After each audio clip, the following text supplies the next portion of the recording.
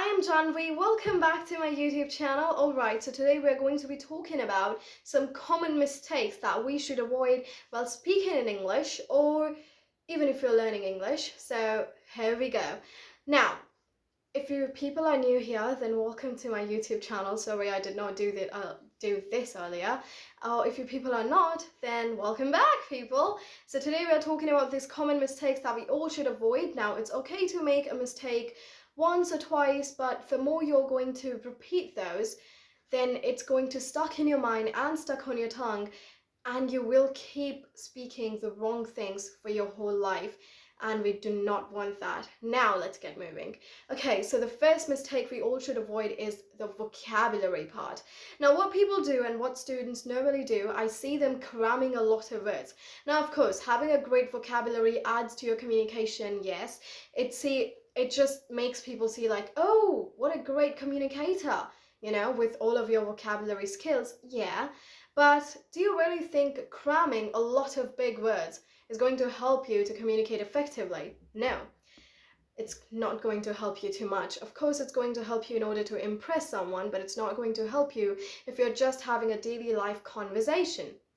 So what I'm talking about is stop cramming a lot of vocabulary and stop cramming the big words, the words which we use, you know, while writing. Because right now, the only reason you're learning a language or you're learning English is to become fluent in English, is to hold a conversation with great confidence. And for that, you need the daily vocabulary so that you can just have a communication with someone. So you do not need the big words for that, or you do not need to cram anything. And even if this is a problem for you all to not remember words, then cramming is definitely not the right way to get a hold on words. What is the right way to get a hold on words? The more you're going to encounter with the words, the more they're going to stuck in your mind. So what I'm suggesting right now is start watching YouTube tutorials and then start watching interviews in English or whatever language you're learning. And then after that, start reading more and more. The more reading habit you have, the more you're going to encounter the words. You know, you're going to see the words, you're going to listen to words. And I'll also suggest one more thing. Whatever you're reading, make sure you listen to that too. You know, that audio and visual book, just get that. So that's going to help you a lot because you're also listening to the same thing and you're reading the same thing. Now, it's also going to improve your pronunciation, one. Then it's also going to improve your vocabulary. Why? Because you're just encountering with the words over and over. Second mistake that we all do. We think 30-minute practice for a day is enough, is plenty. No, it's not.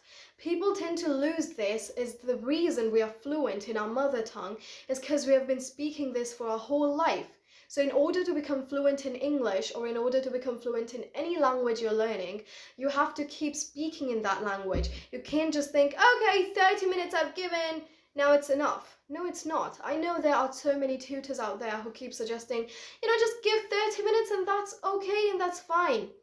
Well, I think it's not okay. In order for something to fit in your mind and to stuck on your tongue, you just need to keep speaking it whenever you get time. And for this fluency thing, I know there are so many of you who have this problem, you know, we do not have the right fluency, we have these gaps while talking in English. How can we improve this? We do not have the right environment. With whom do we practice?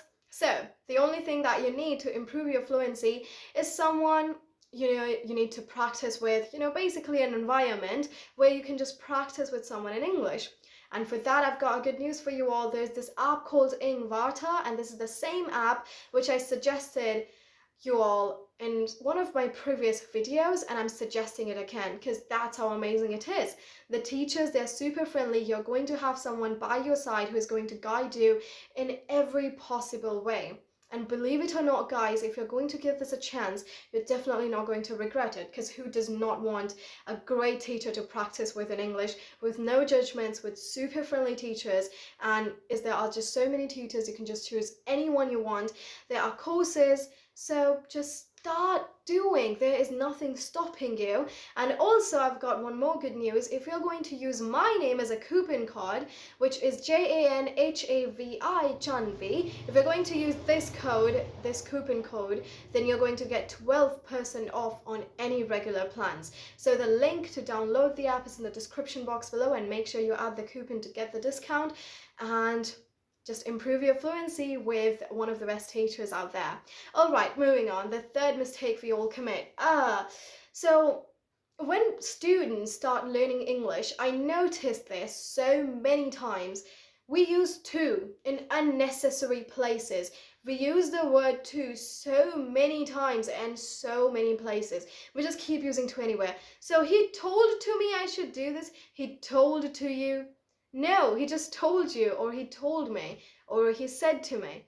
If you're going to use to, then use it in the right manner. Otherwise, stop using to everywhere. So now I'm going to suggest the same thing again. The more you're going to listen to things and read things, the more you're going to become aware of the rules and where to use words. Because if you're going to focus on the rules more and more, then that's going to confuse your mind a lot. Your mind will be like, okay, so where should I use to exactly according to these rules? But if you're going to read things and listen, then you know where to use this because you have been listening and reading those things. So you basically know in what kind of situations you have to use the word to. So stop using it anywhere, because I see so many students who just keep using anywhere, and somehow I find it really funny. I don't have a good humor, so. Now, moving on, another thing that we people focus on too much is the grammar rules.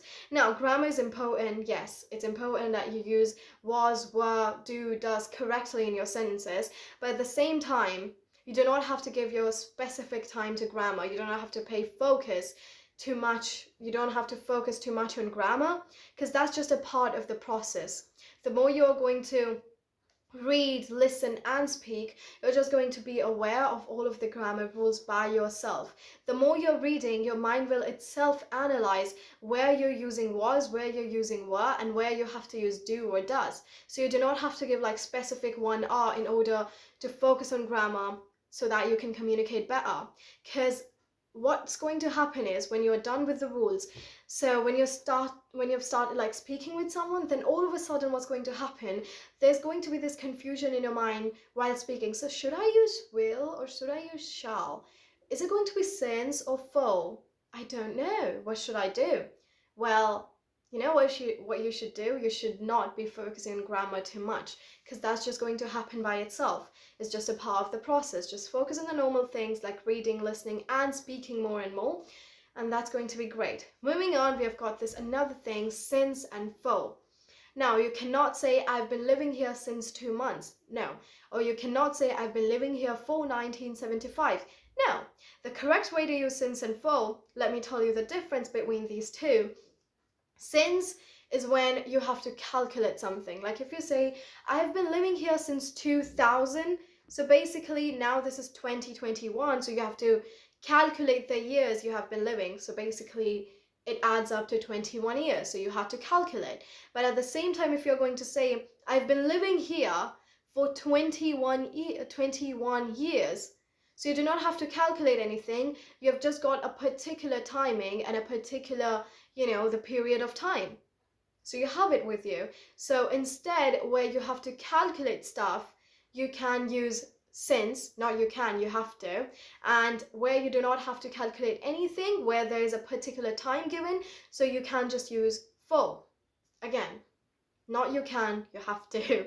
So this is it. Another thing that I like to point out is said and told.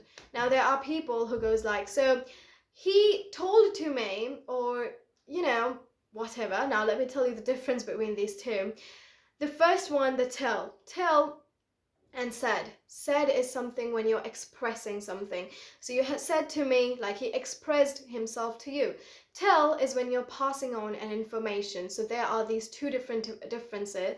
There's these two differences. Tell is when you expect something, it asks you to do something. So whenever someone told you anything, so that person is expecting something from you to do. So basically asking someone or giving orders is telling, but saying something is expressing. And this is it. Thank you so much guys for watching. I hope you people will focus on all of these, and to download the app Ingvata, the link is in the description box below. Keep following. I'll see you guys really soon. Stay safe and see you in the next video. Bye bye.